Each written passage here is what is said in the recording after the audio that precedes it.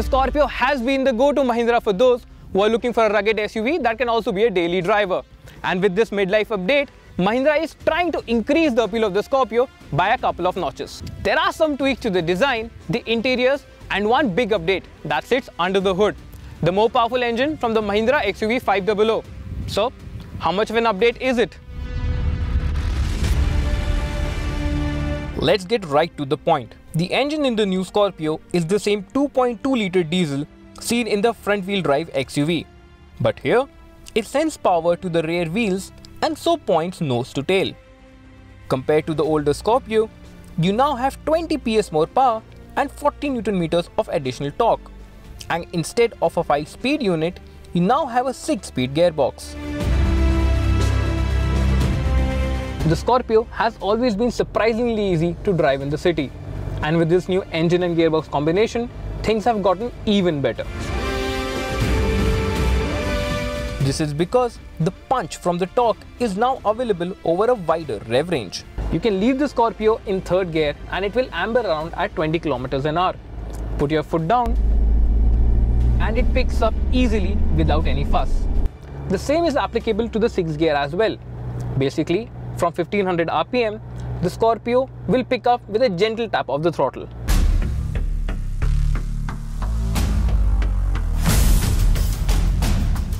Along with the transmission, adding to the drivability is the light clutch. Even in bumper-to-bumper traffic, your left foot will not get stressed. That's not all. The engine has also made the Scorpio more enjoyable to drive on open roads as well. With the added power, the Scorpio takes just 11.68 seconds to reach 100 km an hour.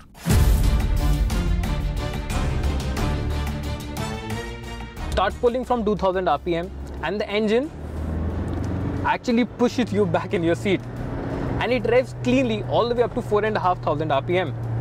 This makes highway cruising and overtakes really simple. With the 6th gear, you can now settle in a cruise quite comfortably on the highway. The motor does not feel stressed, and this results in a highway efficiency of 15.6 km per litre. And in the city, the Scorpio managed to return 13.25 km per litre. This new 6-speed gearbox makes changing gears very smooth. But the only issue is the reverse gear. It actually requires a lot of force. Also, the engine is fairly quiet at commuting speeds. It only feels audible when you rev it up. And even then, it doesn't sound crude. In the Scorpio, you can hit the worst potholes and all you will feel or hear in the cabin is, well, nothing. But there is a catch. This is only at low speeds. As the going gets fast, you do get a fair bit of roll and there is some or the other squeaking sound in the cabin. And that's because the Scorpio is a tall body on frame SUV. And to keep the ride smooth, the suspension is set up on the softer side. So, even on smooth highways, you will find that it tends to rock and roll a bit, which can make the going tiring. Where it particularly excels is when the roads end. It soaks up all kinds of small surface undulations and lets you glide over everything. Back on the road, the steering feels heavy but doesn't offer much of a feel. This heaviness takes a toll in the city, especially while making U-turns. The brakes, on the other hand, have been improved significantly. The feel from the pedal is predictable and the braking is strong and linear. Coming to a stop from 100 km an hour now takes only 48.09 meters. The new grille has let go of the whiskers and now wears 7 slats. Sounds familiar? Anyway, it does make the Scorpio look more imposing, which goes hand in hand with its generous proportions. The projector headlamps have also been slightly tweaked and still feature the LED eyebrows. It also gets a slightly tweaked bumper and new fog lamps with cornering functions to complete the new front look. The alloy wheels are still 17 inches tall, but the new simple 5-spoke design looks mature. The rear has been worked on to look more mature as well. Gone are the chunky cladding and angular lines, which have been replaced by a clean design and tail lamps that get red lenses instead of the older transparent ones. Though, we like the older ones better. The new top-end S11 variant, which replaces the S10, gets faux leather upholstery, which is also wrapped on the steering and the gear knob. This adds a premium touch to the cabin, which was earlier missing from the Scorpio. Inside, it's the same story. It's the same light colored dashboard with black surrounds for the AC vents and center console. The 6-inch infotainment system offers a lot of information: range, average fuel efficiency, tire pressure monitoring system, navigation, and media. What's new is that it now features dynamic bending guidelines for the rear camera. Mahindra should have taken this opportunity to update the infotainment system with Apple CarPlay, Android Auto, or at least MirrorLink.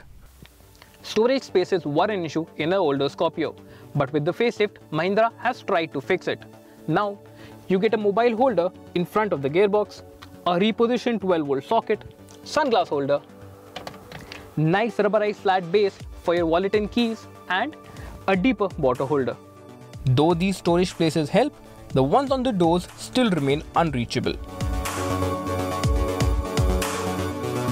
Like the earlier model, the facelift Scorpio continues to get cruise control, automatic climate control, automatic headlamps, rain sensing wipers, and auto start stop for the engine as part of Mahindra's micro hybrid technology. What's new is that the driver's side window now automatically rolls up once you lock the SUV. The Scorpio always had a tall and commanding driving position, which has remained the same here. You get a good view of the road up ahead and all around the SUV. But problems like the lack of proper bolstering on the seats, the unreachable height adjustment lever, and the low place infotainment system which forces you to take your eyes off the road is still bothersome. Things at the back are pretty spacious. You have good amount of leg, knee, and headroom. But the seat back angle is a little too upright, which will become an issue on longer drives. Also, the center armrest feels a little flimsy and should have been taller. The back row still features 2 jump seats which fold up to open space for some luggage. But the passengers there will still not be able to get comfortable given the bouncy ride of the SUV and the fact that they do not get dedicated aircon vents. Off the road, the Mahindra Scorpio can be fun to play with, but on the safety front, it offers just ABS and dual airbags. For an SUV of its size, we really wish it offered more.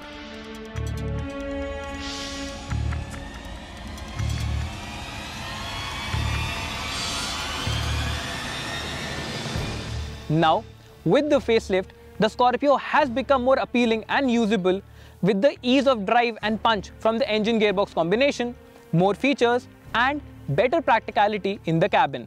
So, the 40 to 50,000 jump in price for this S11 two-wheel drive variant feels like money well spent. However, with prices nudging about Rs 15 lakhs, the Scorpio does feel a little too basic and dated when compared to other SUVs in this segment. But if you consider the Scorpio's ruggedness and usability a fair trade-off for those rough edges, then this facelift has made the Scorpio a much sweeter deal.